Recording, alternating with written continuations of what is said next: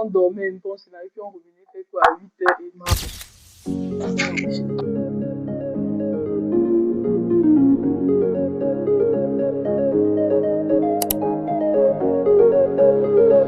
Bonjour, nous sommes les intégrés de Saint-Jean et aujourd'hui on se retrouve pour une vidéo où j'aurai l'honneur d'interviewer Eunice qui nous partagera son parcours, ce qu'elle fait aujourd'hui et bien évidemment ce qui l'y a conduit. Sans plus tarder, je vais passer la parole à Eunice afin qu'elle se présente. Bonjour, je m'appelle Eunice, je suis camerounaise et ça fait juste quelques mois que je suis en France et je suis dans une école d'ingénieur. J'ai fait la prépa du Cameroun, Saint-Jean.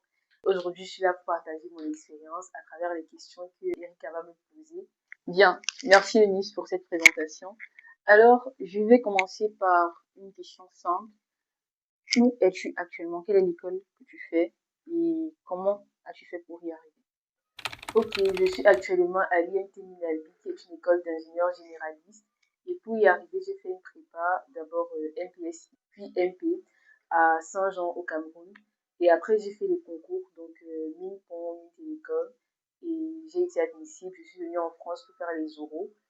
J'ai été admise à l'IMT Minalbi. Donc c'est mon école actuellement.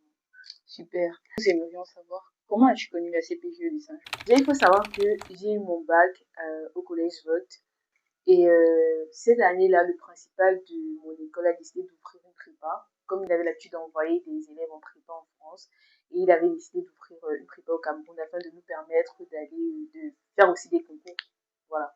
Et donc, je suis entrée dans sa prépa. C'était la première génération. J'ai décidé de me lancer, quoi. Ça ne t'a pas fait peur? Tu ne t'es pas dit, en tant que membre de la première promotion, comment ça se passera? Est-ce que ça aboutirait? Bon, si, j'avais des doutes, mais en vrai, je savais pas trop c'était quoi la prépa. Je découvrais aussi. Et quand on m'a dit que je pouvais avoir accès aux grandes écoles d'ingénieurs, je me suis lancée. D'accord. Et dans ce cas, comment se sont passées ces 2 dernières années? Qu'est-ce qui t'a le plus marqué et qu'est-ce que tu en retiens? Honnêtement, c'était 2 années de dur labeur. C'est vraiment une expérience qu'il faut vivre pour comprendre vraiment le sens de la prépa parce que c'est 2 années où tu te concentres vraiment sur tes études et où tu es submergé par des doutes, par la peur, par beaucoup d'émotions. Mais au final, c'est une expérience que je ne regrette pas parce que même quand c'était dur, je n'ai jamais baissé les bras et je me suis toujours dit que bah, j'y suis déjà, il faut que je continue à travailler, à avancer. Alors, étant donné que tu as passé 2 années de classe préparatoire aux grandes écoles, on est d'accord que c'était pour au final présenter des concours. Dans ce cas, quels sont les groupes de concours que tu as eu à présenter? Ok, donc j'en ai présenté 4. L'école polytechnique, les mines, centrales et les écoles d'actuaires BCS. D'accord. Et quels ont été tes résultats? Ok, déjà polytechnique, j'ai été admissible, mais par la suite, les oraux, j'ai pas eu les concours.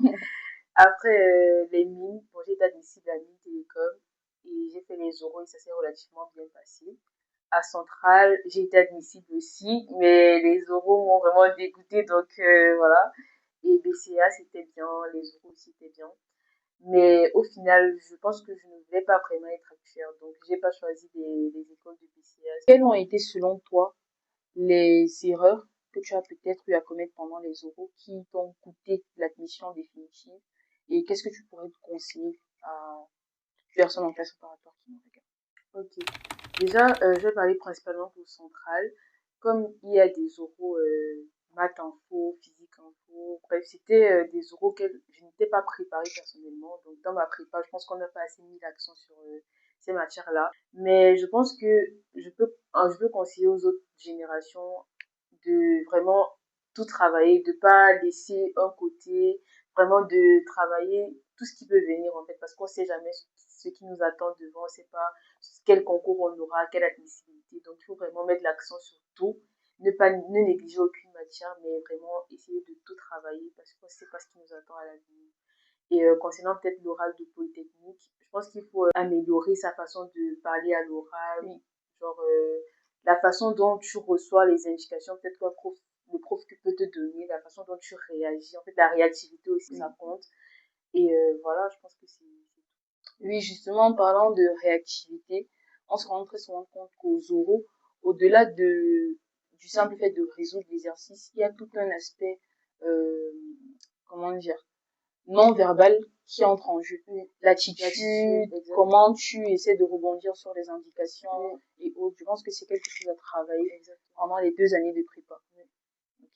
Et quelles ont été tes méthodes de travail, les stratégies que tu as adoptées pour être admise à l'IMT Miami? En première année, j'avais pas vraiment de stratégie ou de méthode. J'étais là, je sortais fraîchement des terminales. Moi, je comptais même pas faire la prépa, donc je suis arrivée comme ça.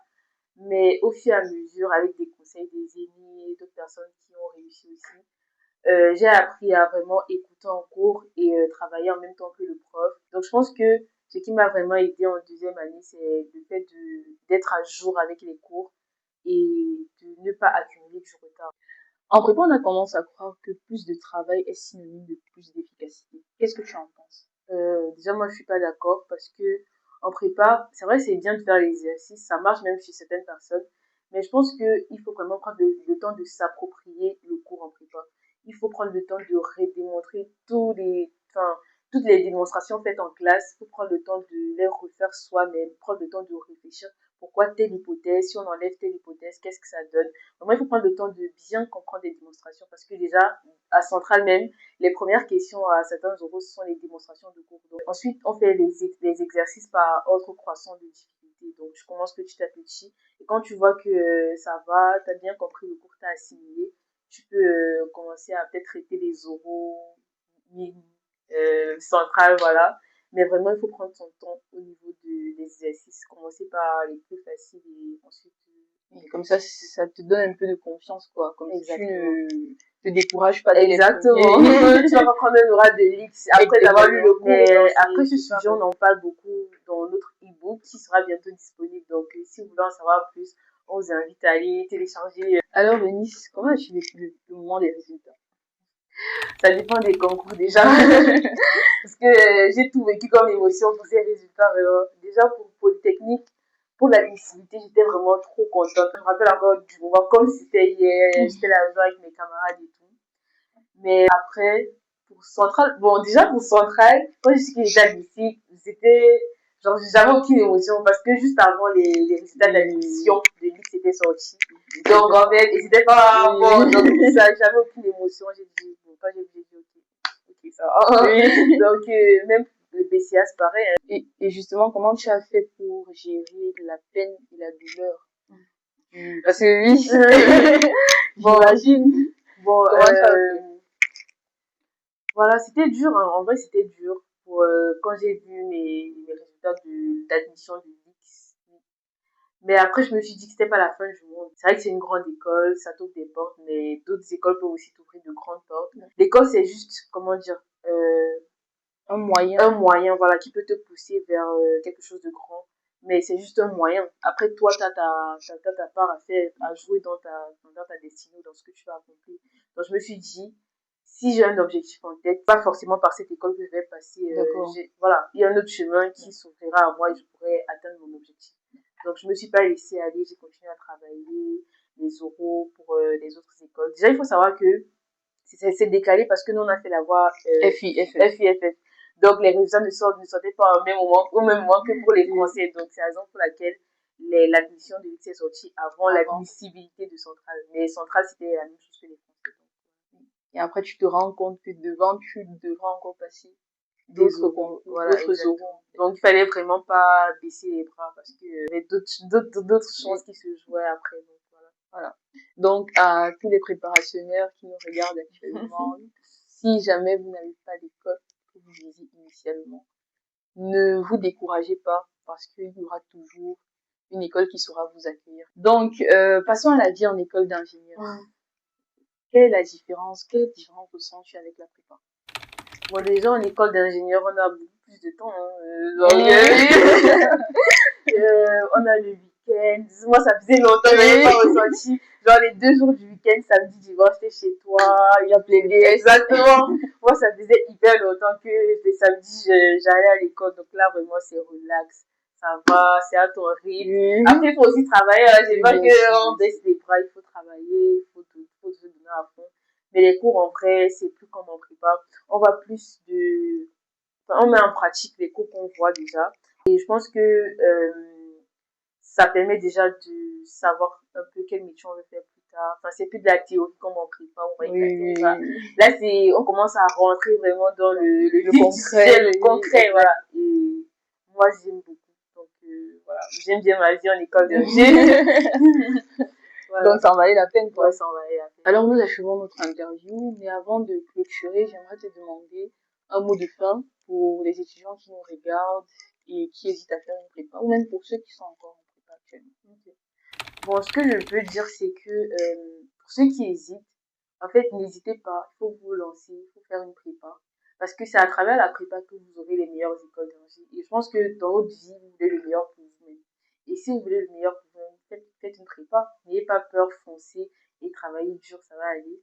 Et pour ceux qui sont en prépa, qui doutent, ne vous limitez pas à vos notes, ne vous limitez pas à ce que vous ressentez à présent, mais continuez à travailler dur parce qu'au final, vous aurez une bonne école. Il faut continuer à travailler de telle sorte qu'à la fin, vous n'ayez aucun regret. Et vous allez voir qu'en école d'ingé, ça va, c'est relax, c'est cool. Ça en vaut la peine. Ça en vaut la peine, voilà. Alors, merci pour cette belle interview, Eunice. C'est un plaisir pour moi de t'écouter et je suppose pour tous ceux qui ont suivi la vidéo jusqu'au bout. À la prochaine. N'oubliez pas de vous abonner. Abonnez-vous.